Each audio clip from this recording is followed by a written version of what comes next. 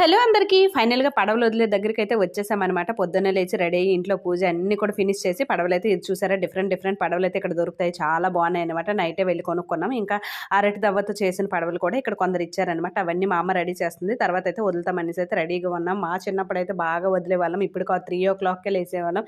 ఈరోజైతే లేట్ అయిపోయింది. 7 అయిపోయింది. ఇంకా బాబు అయితే ఫస్ట్ ఆడు బాగా ఎక్సైటెడ్‌గా ఉన్నాడు. ఇవన్నీ వదలాలని చెప్పేసి. ఎందుకంటే పిల్లలకి హ్యాపీ కదా! ఇలాంటివన్నీ చేయాలంటే.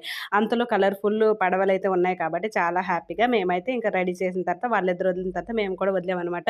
పొద్దున్నే లేచి ఇలా చాలామంది ఇవన్నీ కూడా వదులున్నారనమాట. ఇక్కడ ఇంకా స్పెషల్ ఏంటంటే మరో 1 అవర్ తర్వాత చాలా పెద్ద పడవ అనమాట అది.